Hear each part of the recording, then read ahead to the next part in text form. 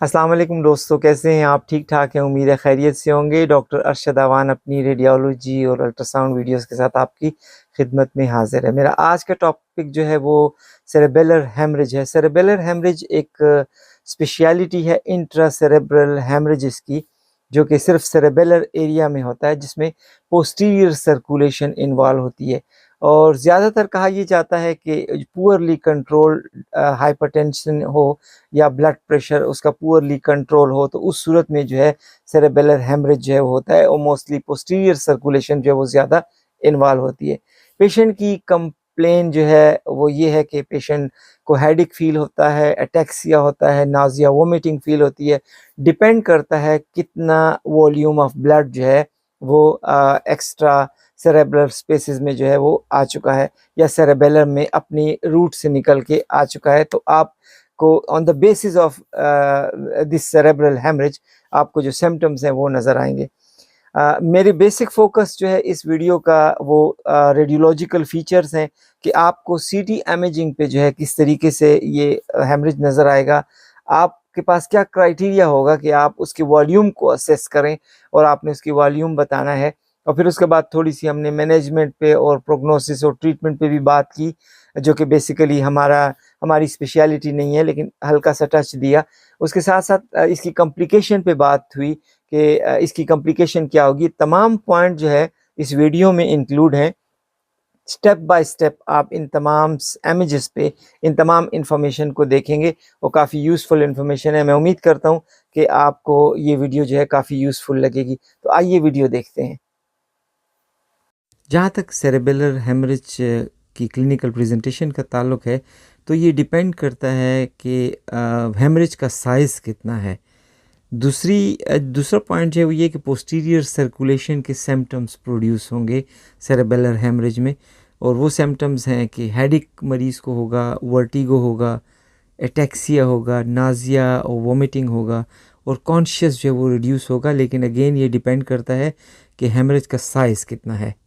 जहाँ तक cerebellar haemorrhage की पैथोलॉजी का ताल्लुक है, तो सबसे पहला जो रीज़न है वो हाइपरटेंशन है, poorly control hypertension, blood pressure अगर पुअरली कंट्रोल हो तो ये रीज़न जो है सेरेबेलर हेमरेज का हो सकता है, जो बहुत कॉमन है। सेकंड जो है वो ट्रॉमा है, कहीं रोड ट्रैफिक एक्सीडेंट या कोई और ट्रॉमा जो है हो जाए, या कोई अंडरलाइन लीजन मौजूद हो, या वहाँ पे कोई ट्यूमर मौजूद हो उसकी वजह से ब्लीड हो जाता है, या कोई आर्टीरियोवेनस मेलफॉर्मेशन हो, या कोई इंट्राक्रेनियल ट्यूमर हो, तो उस सूरत में भी वहाँ पे ब्लीडिंग हो सकती है। इसके साथ साथ सेरेबेलर एमाइलॉइड एंजियोपैथी की वजह से भी वहाँ पे ट्यूमर हो सकता है, और उसकी वजह से ब्लीडिंग हो सकती है। और सुप्राटेंटोरियल सर्जरी अगर हुई हो तो पोस्ट सर्जिकल जो है ये लाइकली पॉसिबिलिटी होती है कि वहाँ पर हेमरेज जो है वो हो जाए। तो ये 5 पॉइंट जो थे वो सेरेबेलर हेमरेज की पैथोलॉजी थी, जिसकी वजह से हेमरेज हो सकता है। अगर हम रेडियोलॉजिकल फीचर्स की बात करें, तो हमारे पास सीटी जो है वो फर्स्ट लाइन मोडेलिटी है, फर्स्ट इमेजिंग है, और इसके साथ सीरियल इमेजिंग भी जो है वो रिक्वायर्ड होती है, ताकि हम देख सकें कि हेमाटोमा की एक्सटेंशन कितनी हुई है, कितना एक्सपेंड हुआ है। उसके साथ साथ उसने पोस्टीरियर फोसा पे कोई मैस इफ़ेक्ट तो नहीं किया, या उसके साथ साथ कोई जो है वो हाइड्रोकेफेलस डेवलप तो नहीं हुआ। तो इसके लिए सीटी और सीरियल इमेजिंग जो है वो ज़रूरी होती है।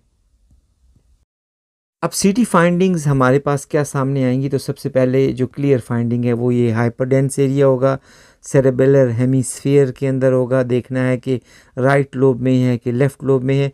एक इमेज हमने जो है सेलेक्ट किया है जिस पे आपको सेरेबेलर हेमरेज हाइपरडेंसिटी जो है वो आपको दिखाई जाएगी। फिर ये देखना है कि क्या इसकी एक्सटेंशन जो है वो फोर्थ वेंट्रिकल में तो नहीं है, या कोई सब एरेक्नॉइड स्पेसेस में तो इसकी एक्सटेंशन नहीं है। तो ये तमाम फाइंडिंग्स आपको सीटी पर चेक करनी होती हैं, ख़ुसूसन हाइपरडेंस एरिया और इसकी एक्सटेंशन को। इंट्रा सेरेबेलर हेमरेज के लिए चाहे वो सेरेबेलर हो या चाहे सेरेब्रल हो, इंट्रा पेरेन्काइमल ब्लीड के लिए फार्मूला इस्तेमाल किया जाता है ताकि वॉल्यूम को एस्टिमेट किया जाए। उसे हम कहते हैं ABC divided by 2 formula. Long axis में सेंटीमीटर में आपने मेजरमेंट लेनी है, उसकी शॉर्ट एक्सिस में जो है आपने उसकी मेजरमेंट लेनी है सेंटीमीटर में। फिर आपने जो स्लाइसिस की थिकनेस है वो आपने नंबर ऑफ़ स्लाइसेस थिकनेस को काउंट कर लेना है और इन सब को मिलाकर आपने 2 पर डिवाइड कर देना है। तो इस डिवीज़न के बाद जो आपके पास वॉल्यूम आएगा तो वो एक अप्रॉक्सीमेट वॉल्यूम होगा कि इतनी ब्लीड जो है ब्रेन पैरेन्काइमा के अंदर हुई है, और इसको हम ABC डिवाइडेड बाय 2 फार्मूला जो है कहते हैं। ये इमेज प्रेजेंटेशन के लिए आपके सामने है कि अगर इंट्राक्रेनियल हैमरेज हो तो या हेमाटोमा हो तो उसका वॉल्यूम कैसे लिया जाएगा। आपके सामने A multiply by B multiply by C divided by 2 है। तो आपने लॉन्ग एक्सिस, शॉर्ट एक्सिस और उसके साथ साथ जो इमेज की स्लाइस थिकनेस है वो ले लेनी है, और इन सब को मल्टीप्लाई करने के बाद इसको 2 पे डिवाइड कर देंगे कि जो आपके पास वॉल्यूम आएगा तो वो इंट्रा क्रेनियल हैमरेज का वॉल्यूम आपके सामने आ जाएगा। जहाँ तक इसकी ट्रीटमेंट का और प्रोग्नोसिस का ताल्लुक है तो रेडियोलॉजी तो ट्रीटमेंट के हवाले से इतनी कॉम्पिटेंसी या उसकी एक्सपर्टी नहीं है। हाँ, प्रोग्नोसिस से हमारा ताल्लुक होता है, तो जो ट्रीटमेंट है वो न्यूरोसर्जिकल इंटरवेंशन ही होती है, और अक्सर ये कॉम्प्लिकेट हो जाती है। हाइड्रोकेफेलस के साथ ब्रेन स्टेम में कंप्रेशन आ जाता है, सेरेबेलर हर्निएशन हो जाती है, सर्जिकल हेमाटोमा जो है वो इवैक्यूएशन उसकी रिक्वायर्ड होती है, जिसके लिए क्रेनियोटोमी की जाती है और एक्स्ट्रा वेंट्रिकुलर ड्रेन डाला जाता है, और उन स्टेंट को जो है वो ऑब्ज़र्व करने के लिए क्या है उनकी पेटेंसी है, वो ओपन है या नहीं है, तो आपको CT इमेजेस की ज़रूरत होती है, CT सीरियल इमेजेस की ज़रूरत होती है, ताकि आप हाइड्रोकेफेलस के स्टेटस को, सेरेबेलर हर्निएशन को, और अगर एक्स्ट्रा वेंट्रिकुलर कोई स्टंट पड़ा हुआ है तो उसकी पेटेंसी को जो है वो आप चेक कर सकें। तो ये प्रोग्नोसिस के लिए आपको CT का होना ज़रूरी होता है। हेमाटोमा इवैक्यूएशन के लिए कुछ इंडिकेशंस हैं जिसकी वजह से आपको इवैक्यूएशन करनी ज़रूरी है। अगर न्यूरोसर्जिकल डिटोरिएशन हो रही है, ब्रेन स्टेम अगर कंप्रेस हुआ है, या मरीज़ में जो है ऑब्स्ट्रक्टिव हाइड्रोकेफेलस डेवलप हो गया है, या सेरेब्रल हेमरेज जो है उसका वॉल्यूम मोर देन 15 ml है, तो इस सूरत में आपको जो है उसको हेमाटोमा को इवैक्यूएट करना होता है। प्रीवियस इमेजेस में पोस्टीरियर सेरेबेलर हेमरेज को काफ़ी डिटेल के साथ डिस्कस कर दिया गया है। ये CT इमेजिंग आपकी ओरिएंटेशन के लिए है।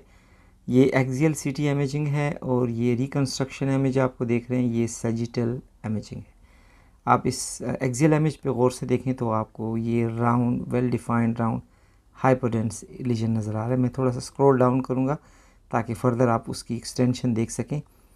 ये सिर्फ कन्फाइंड है राइट साइडेड सेरेबेलर लोब के सेरेबेलर लोब पे। आप देखें कि ये हाइपोडेंस एरिया है, और इसके साथ आप वेजोजेनिक सराउंडिंग एडिमा जो है क्लियरली देख सकते हैं, और यही आप जो है सैजिटल इमेज पे भी आसानी के साथ दे सकते हैं। जहाँ तक इसकी पैथोलॉजी का ताल्लुक है तो मेनली 3 पैथोलॉजीज़ हैं। पहली, पुअरली कंट्रोल्ड हाइपरटेंशन हो, ब्लड प्रेशर प्रॉपर तरीके से उसकी मेडिकेशन ना हो रही हो या दवाइयाँ ना ली जा रही हो, या सेकंड जो है कोई ट्रॉमा एक्सीडेंट वगैरह हो, और तीसरा जो है एन्यूरिज्मल रप्चर या आर्टेरियोवेनस मेलफॉर्मेशन जो होती है उसकी वजह से, उसकी रप्चर की वजह से ये हेमरेज हो सकता है। जहाँ तक CT इमेजिंग का ताल्लुक है कि ये क्यों की जाती है, तो सीरियल इमेजेस और CT इमेजेस का मेन मकसद ये होता है ताकि देखा जा सके कि ये हेमरेज जो है कहाँ तक एक्सपेंशन इसकी हुई है, सेकंड पोस्टीरियर फोसा पे कोई मास इफ़ेक्ट तो नहीं है, और तीसरा ये है कि कोई हाइड्रोकेफेलस जो है वो डेवलप तो नहीं हुआ। तो ये 3 चीज़ें देखने के लिए आपको सीरियल इमेजिंग जो है CT स्कैन की करनी पड़ती हैं। आप ज़रा दोबारा देखें गौर से तो आपको इस इमेजिंग में यहाँ पे clearly right sided cerebellar haemorrhage है वो नज़र आ रहा होगा। तो उम्मीद करता हूँ कि ये वीडियो आपको काफ़ी आसान लगी होगी, ताकि आप जो है सेरेबेलर हेमरेज को अंडरस्टैंड कर सकें।